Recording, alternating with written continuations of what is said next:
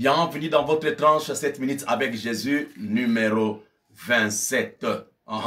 Nous sommes à Lubumbashi, mardi 23/9/2025. Vous voulez aider ce travail? Abonnez-vous à ma chaîne YouTube, Pasteur Aïda Mboussou TV. Et puis, sur TikTok, vous appuyez sur le cœur et le plus. Que le Seigneur Jésus vous bénisse richement.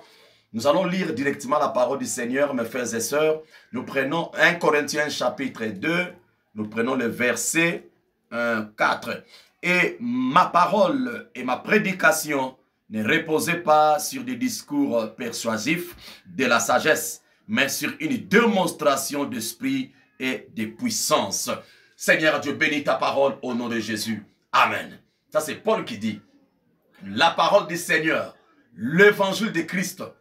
Quand nous prêchons cela, il y a une démonstration de l'esprit qui doit accompagner nos paroles. Je disais pas vraiment nos paroles, mais les paroles bibliques de Christ, l'inspiration de Dieu. Quand nous prêchons, Dieu est censé nous accompagner avec la guérison, avec la consolation, avec la victoire, avec le baptême du Saint-Esprit. Que le Seigneur Jésus vous bénisse richement. Oh là là, je vous aime mes amis. Alors, nous sommes en train de parler sur notre sujet, l'évangile de puissance. Maintenant, c'est la troisième partie. Oh là là, que Dieu vous bénisse richement. Alors, nous allons directement lire une écriture dans Jean 14:12. Ça va nous aider, mes frères et sœurs. Écoutez ce que le Seigneur Jésus dit. En vérité, je vous le dis. Celui qui croit en moi fera aussi les œuvres que je fais. Et il en fera de plus grandes parce que je m'en vais au Père. Celui qui croit en Jésus fera aussi les œuvres que Jésus a fait. Notre problème est de savoir maintenant qu'est-ce que Jésus a fait. Je l'ai toujours prêché. Personne n'a jamais été comme Jésus. Personne ne sera comme Jésus. Il reste l'unique. Il est le Seigneur des Seigneurs. Il est le roi des rois. Il est le fils unique engendré du Père. Il est le papa des orphelins. Il est le mari des veuves. Il est la nourriture des pauvres. Il est la joie de ceux qui sont tristes.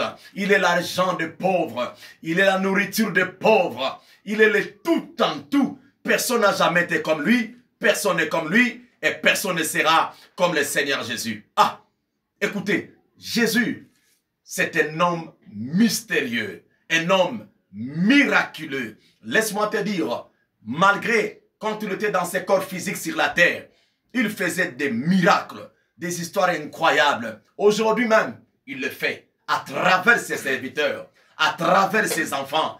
Parce que Jésus-Christ, ça c'est Hébreux 13:8 qui dit, Jésus-Christ est le même hier, aujourd'hui et éternellement. Je me souviens de ce que Jésus a fait. Il y avait un chef de synagogue qui se nommait Jairus.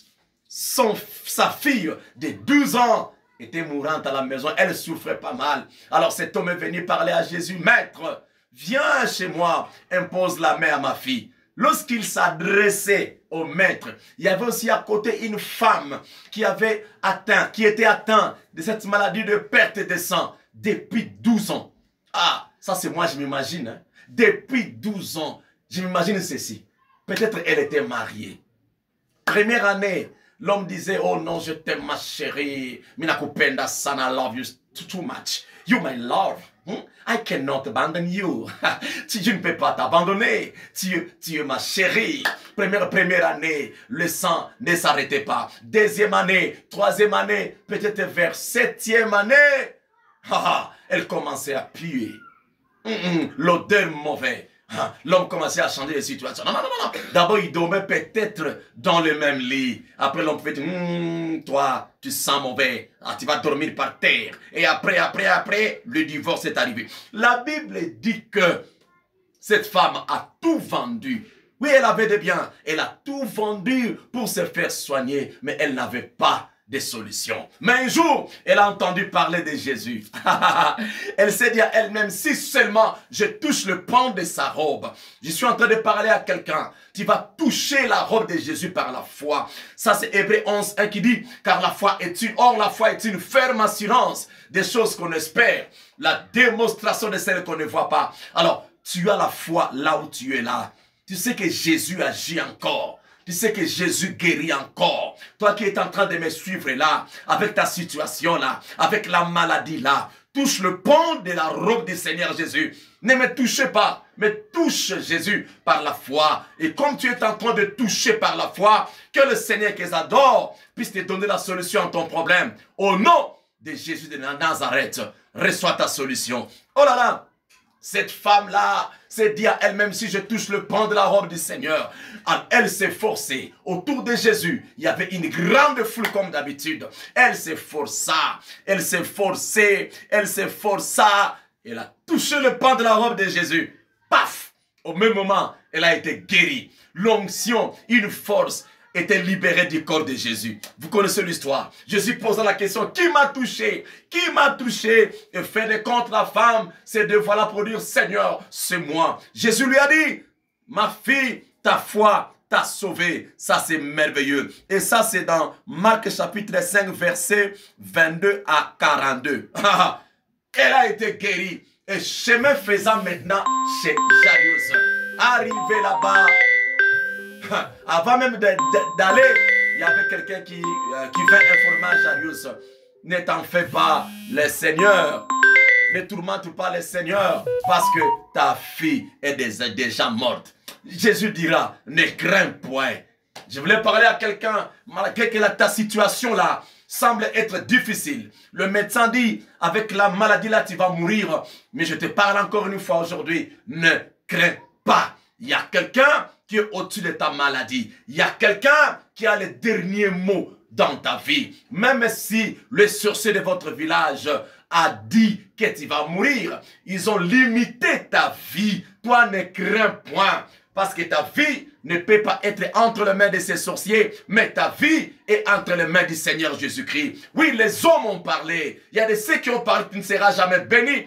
Tu ne seras jamais béni. Mais qu'est-ce que Jésus parlait de toi? Il a dit dans Marc 11, 24, tout ce que vous demanderez en priant, croyez que vous l'avez reçu et vous le verrez s'accomplir. Aie l'espoir, comme cette femme-là. Touche le pan de la robe du Seigneur. Jésus arriva à Jairus. Il a tenu là, je coupe court, il a tenu cette fille de 12 ans qui était morte à la main. Talita koum, il a dit Talita koum, c'est-à-dire jeune fille, lève-toi. Et au même moment, elle a été ressuscitée. Que le Dieu qu'ils adorent puisse te ressusciter. Que ta maladie soit ressuscitée. Quand tu es ressuscité, ta maladie est ressuscitée. C'est-à-dire, tu as la guérison. Sois béni au nom de Jésus.